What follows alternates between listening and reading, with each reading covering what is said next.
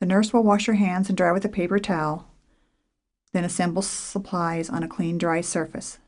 The supplies needed include the medication or hydration bag, which should be removed from the refrigerator at least 60 minutes prior to dose time, the Baxter 6201 pump, 2 saline flushes, and a heparin flush if applicable, alcohol swabs, and tape. The nurse will first check the medication label to make sure that it has the correct patient name, medication, and expiration date. Next, the medication bag is hung on the IV pole, and the protective blue cover is removed from the spike port. It is important not to touch this port itself. Next, remove the protective cover from the tubing spike.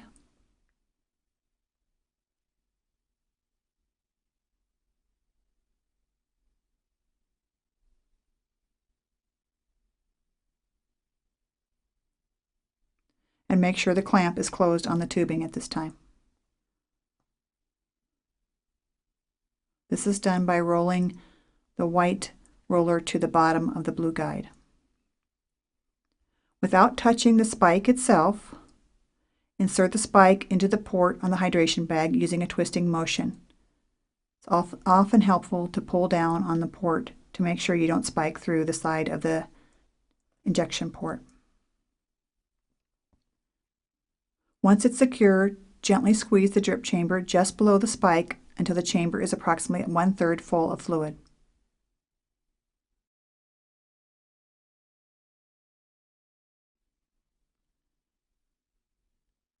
Using your thumb to open and close the roller clamp, slowly fill the tubing,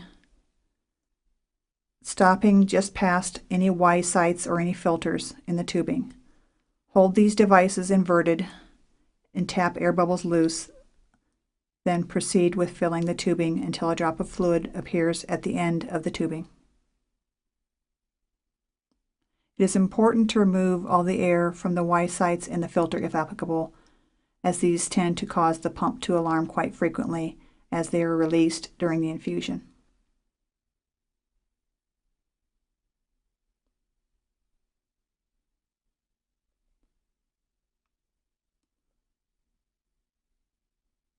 Once the tubing is filled with fluid, close the roller clamp.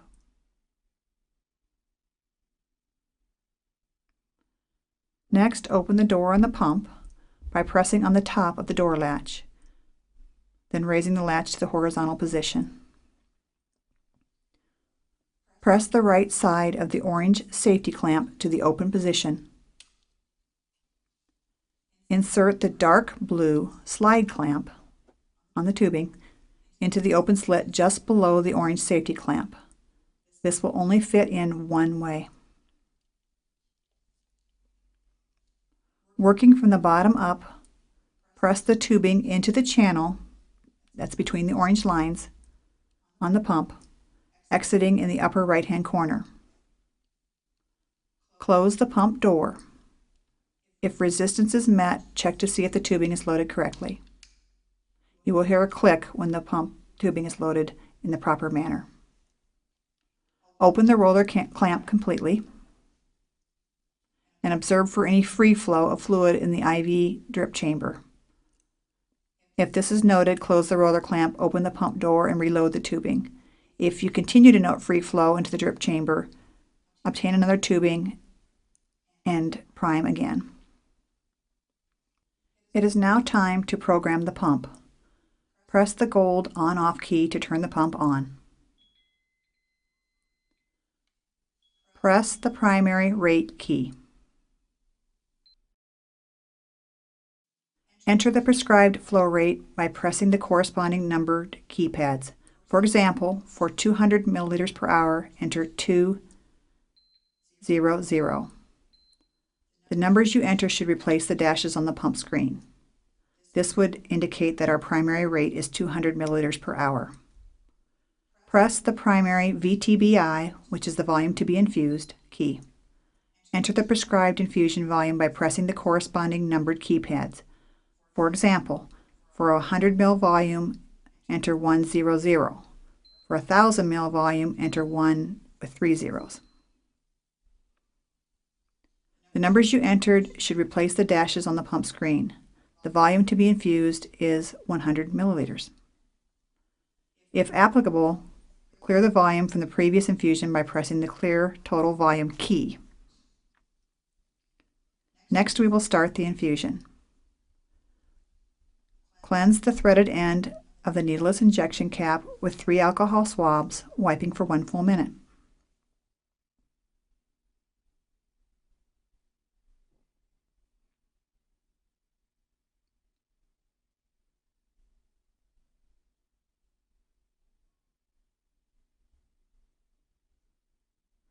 Remove the cap from the saline flush and screw the syringe directly onto the injection cap.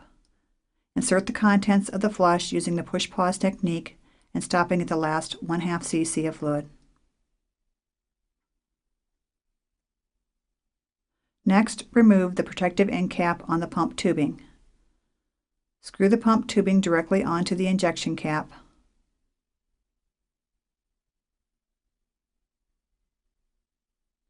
And tape the connection.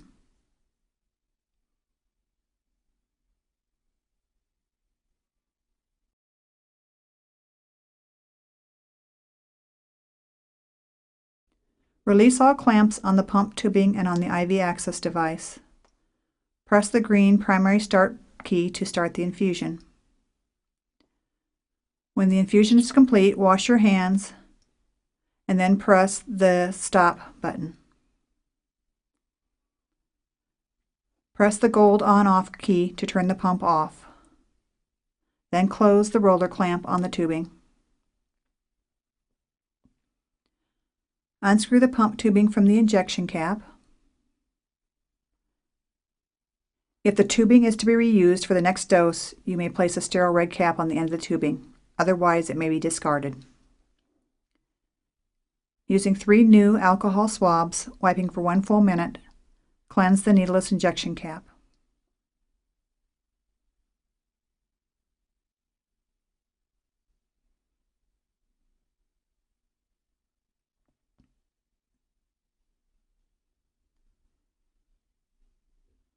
Remove the cap from the saline flush and screw the syringe directly onto the injection cap. Insert the contents of the flush using a push-pause technique and stopping at the last 1/2 cc of fluid. If it is an open-end catheter, repeat the procedure with the heparin flush, inserting all but the last 1/2 cc of a 3 cc heparin syringe.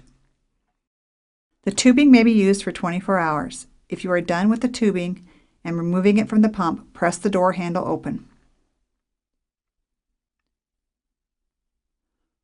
Push the dark blue safety clamp back into the slot. It will have popped out when you open the door. Then press the orange safety clamp open. Next, pull the tubing out of the pump. It is important you do these steps in this order, or it will be difficult to get the tubing out of the pump chamber. If you're using the tubing for another infusion, as I mentioned earlier, you may put a red cap on the end of the tubing to keep it sterile.